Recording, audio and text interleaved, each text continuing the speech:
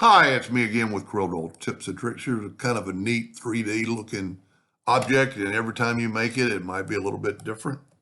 We're going to start with an ellipse and hit P, put it at the center of the page. And let's make it 15 inches. I had my ratio locked, so it's 15 inches. I'm gonna actually do a little bit thicker one this time. I'm gonna draw a rectangle, and I'm gonna make it with my ratio locked. I'm gonna make it 15 inches. Then I'm going to go up here and I'm going to round it off at 2 inches.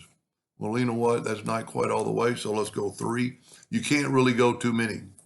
Then I'm going to hit P and put that in the center of the page. I'm going to Control D and duplicate it, and I'm going to rotate it 90 degrees. Now you only need to cut away one line, and then we have this shape. So I'm going to take the Smart Fill tool. I'm going to use a different color this time.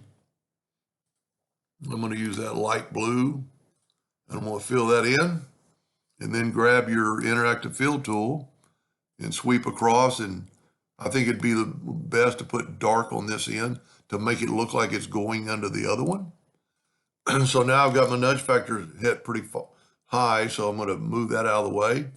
I'm going to move that up, move that back. Now that's still in the center of the page, so I'm going to Control D, alternate C, and I'm going to rotate it that 90 degrees again.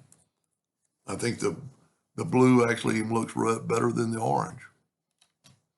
And you can make it, if you make your rectangle thicker, this area will be thicker and this area will be thinner. So kind of play around that, see if I gave you an idea or two, and thank you for watching.